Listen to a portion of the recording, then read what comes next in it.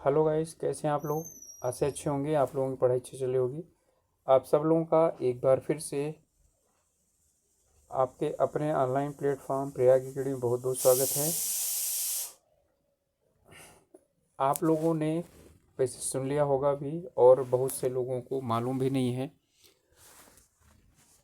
उत्तराखंड लोक सेवा आयोग ने जीआईसी यानी राजकीय इंटर कॉलेजों में और राजकीय बालिका इंटर कॉलेजों में यानी जीजीआईसी में प्रधानाचार्यों की बहुत अधिक वैकेंसी निकाली है, जिसका कि बॉडी है उत्तराखंड लोक सेवा आयोग, ये आयोजित करवाएगी।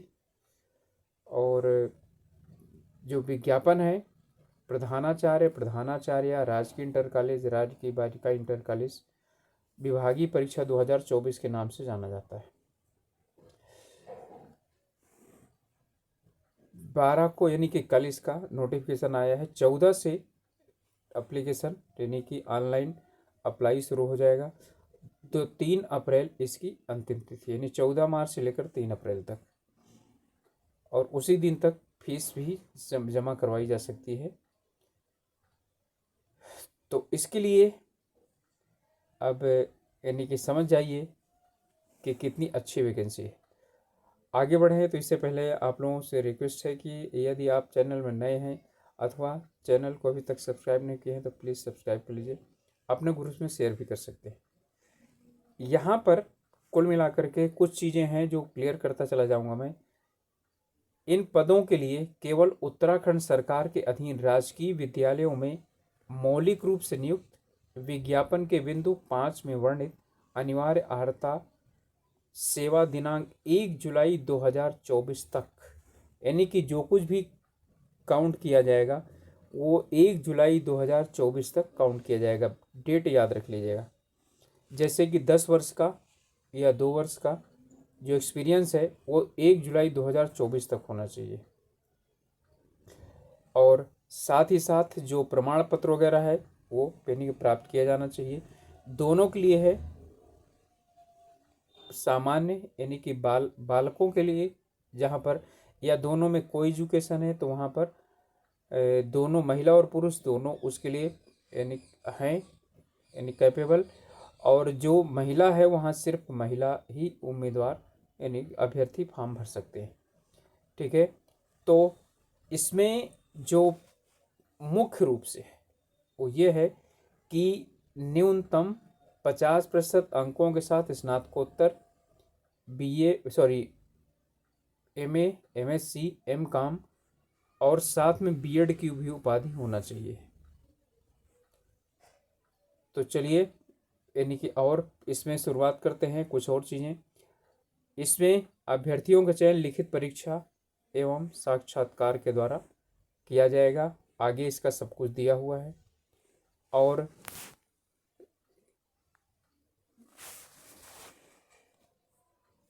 ऑनलाइन आवेदन किया जाएगा।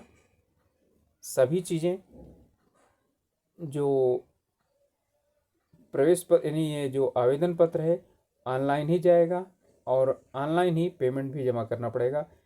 और जो फीस है नेट बैंकिंग के द्वारा, डेबिट कार्ड, क्रेडिट कार्ड, ठीक है, यूपीआई पेमेंट के माध्यम से ही वो जमा किया जा सकता है। ठीक है, इसमें कुछ चीज़ें प्रमुख से दी गई हैं। वो ये है जैसे कि रिजर्वेशन वालों को रिजर्वेशन भी उसी तरह से ट्रेनिंग प्रदान किया जाएगा। और जब यानी कि आपको फॉर्म भरना है तो फॉर्म की ध्यान रखिएगा, प्रिंट आउट ज़रूर निकालना है, क्योंकि जब भी ये मांगेगा आयोग तब आपको क्या करना पड़ेगा, उसे प्रस्तुत करना पड़ेगा अपने हस्ताक्षर करते हुए। ठीक है, तो इस बात को ध्यान रखना है। साथ ही साथ जैसे ही शुरुआत हो जाए, इसमें कहा गया है ये सब सामान्य सी पेनी की प्रक्रियाएं हैं।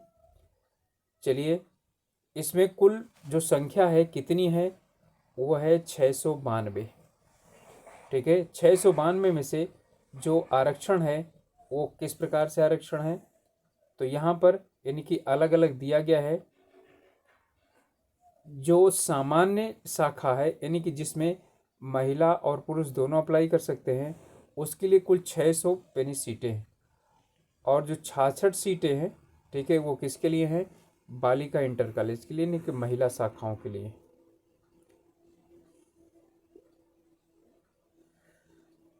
ठीक है, तो हम कुल यदि देखें तो यहाँ पर कुल हमारे पास आते हैं, कुल पोस्टें हैं यानी कि सामान्य की 624, और जो यानी कि बालिकाओं वाला है वो 68 है। ठीक है, तो इसमें जो अनारक्षित है, अनारक्षित का मतलब है कि जो रिजर्व कैंडिडेट यानी कि बिना रिजर्वेशन के है, उनमें 600 सीटें हैं जनरल के लिए, और यहाँ पर 66 है, 68 में से 66, यानी सिर्फ 2 सीटें क्या है, वो रिजर्व हैं दिव्यांग के लिए। ठीक है, और दिव्यांग में से ये अलग अलग दिए गए हैं। तो यहाँ पर जो है यानी कि जो SC ST आदि OBC के लिए कोई भी सीट यानी कि वो नहीं है। ठीक है, चलिए अनिवार्य अर्हता अब इन सभी के लिए बता देता हूँ, सेम ही है। विश्वविद्यालय से 50% अंकों के साथ स्नातकोत्तर और B.Ed उपाधि या समकक्ष।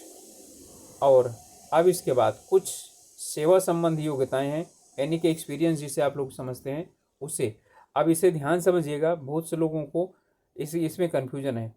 इसमें है कि उत्तराखंड राज्य के अधीन कोई भी मौलिक रूप से नियुक्त ऐसे प्रधानाध्यापक या राजकीय उच्चतर माध्यमिक विद्यालयों के भी प्रधानाचार्य जो भर्ती के वर्ष के प्रथम दिवस को, यानी कि भर्ती के वर्ष के प्रथम दिवस का मतलब है को इस रूप में से कम 2 वर्ष तक की क्या करते हैं, सेवा कर चुके, यानी 2 वर्ष का क्या होना चाहिए, प्रधानाध्यापक के रूप में उनके पास एक्सपीरियंस होना चाहिए। ठीक है, चलिए इसके बाद है या उत्तराखंड के अंतर्गत मौलिक रूप से ऐसे प्रवक्ता जिन्होंने राजकीय इंटर कॉलेज सामान्य शाखा में भर्ती होने के प्रथम दिवस के रूप में 10 वर्ष तक की, यानी कुल मिलाकर के 10 वर्ष तक का एक्सपीरियंस चाहिए।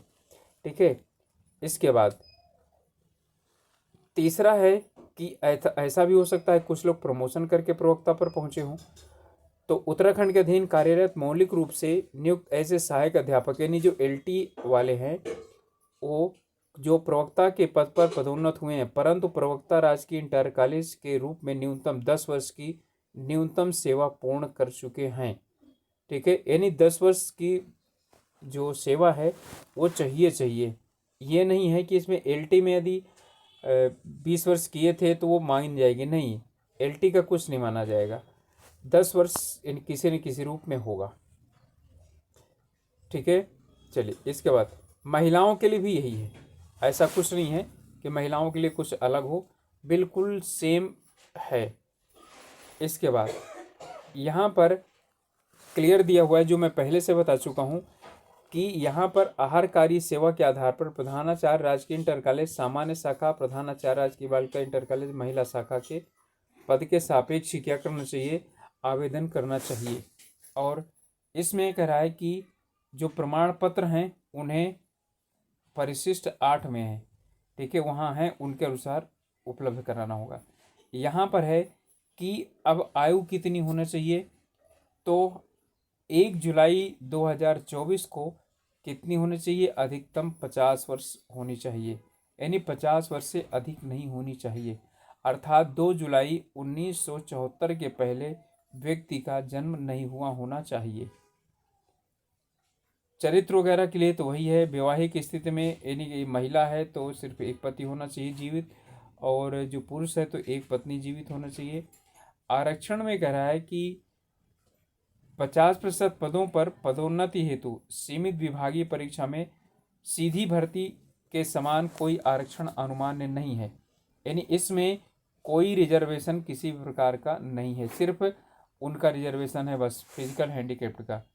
किंतु कार्मिक विभाग के कार्यालय ज्ञाप संख्या इतनी दिनांक 26/9/2018 के अनुसार कुल रिक्त पदों के 4% दिव्यांगजनों के लिए, ये मैं बता चुका हूँ, आरक्षित है। अब जो है इसमें दिव्यांगजनों को अपना एक वो देना पड़ेगा, 40% की या उससे अधिक की क्या होनी चाहिए, इनको यानी कि दिव्यांगता होनी चाहिए। चलिए, इसके बाद है कैसे भरना है फॉर्म।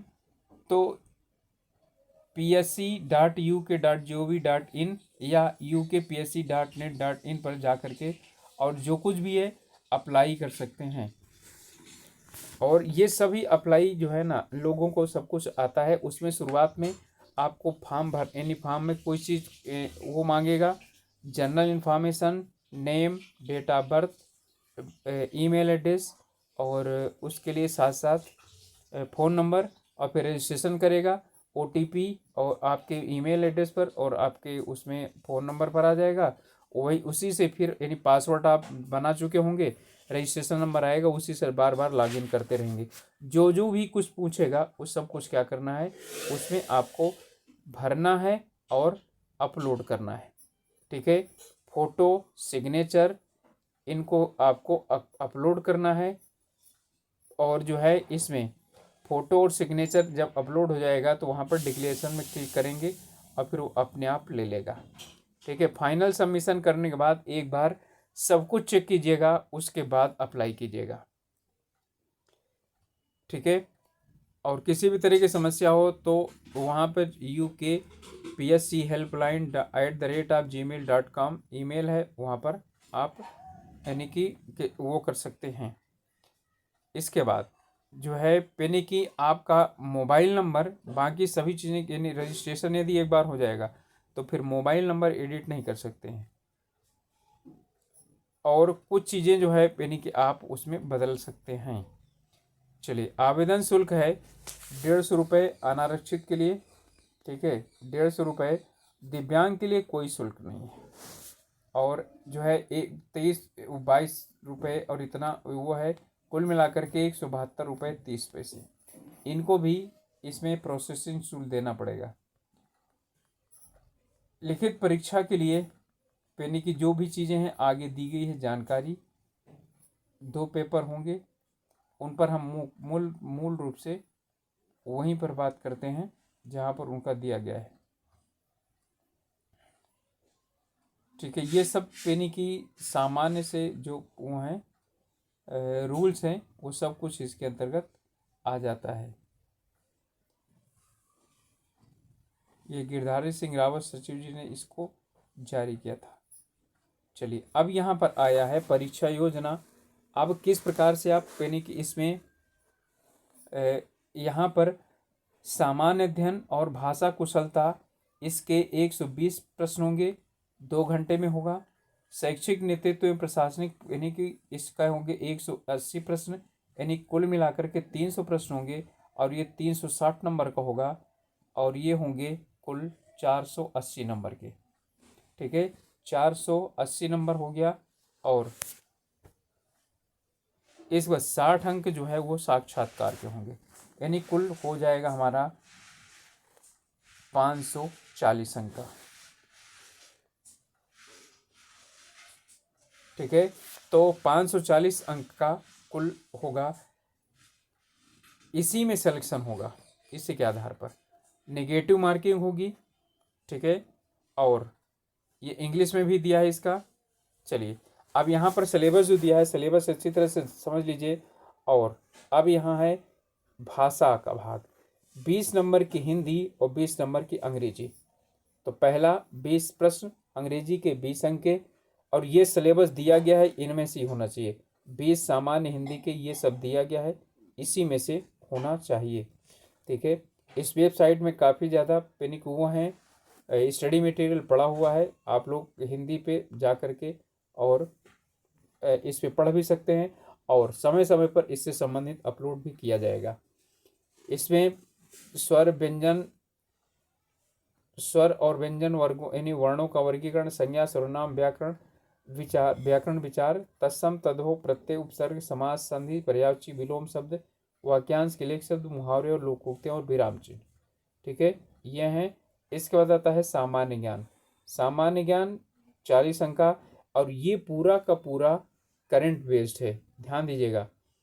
सामान्य ज्ञान समसामयिक मामले, अंतर्राष्ट्रीय मामले जिनमें आर्थिक मुद्दे, राजनीतिक मुद्दे, पर्यावरण मुद्दे, विज्ञान प्रौद्योगिकी और अन्य समसामयिक मुद्दे भी क्या हो जाएंगे, इसमें शामिल होंगे।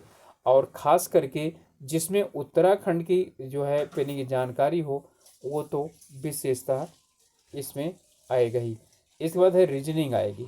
ठीक है, रीजनिंग इसमें आएगी समानताएं, असमानता, दृश्य सामंजस्य, विश्लेषण, निर्णय लेना, दृष्टि स्मृति, विभेद, अवलोकन, संबंध, अवधारणा, अंकगणितीय तर्क, शाब्दिक, चित्रात्मक वर्गीकरण, अंकगणितीय संख्या श्रृंखला, गणितीय गणना और अन्य विश्लेषणात्मक फलन। ये सब हैं। 20 अंक का कंप्यूटर होगा। और कंप्यूटर का जो जो सिलेबस दिया हुआ है आपको सिर्फ इतना ही पढ़ना है, इससे ज़्यादा कुछ नहीं पढ़ना है। यानी कि संख्या प्रणाली, दशमलव, बाइनरी, ऑक्टा, हेक्साडेसिमल, कंप्यूटर परिभाषा, घटक, कंप्यूटर के प्रकार और पीढ़ियाँ, CPU, ALU, मेमोरी, प्राथमिक और द्वितीयक memory, RAM, ROM, output input device, hardware और सॉफ्टवेयर। बहुत ही जनरल हैं ये। Operating system, computer network, IP address, internet, LAN, वैन, ईमेल, विश्वव्यापी वेब ब्राउज़र आदि सब इसके अंतर्गत आते हैं। इसके बाद आएगा शैक्षिक नेतृत्व में प्रशासनिक कुशलता। ये बीएड में आप लोगों ने क्या किया है, पढ़ा हुआ है। और ये सेम वही सिलेबस है जो लेक्चरार का है। ठीक है, विभिन्न आयोग हैं। फिर है शैक्षिक नेतृत्व। ठीक है, शैक्षिक नेतृत्व में आएगा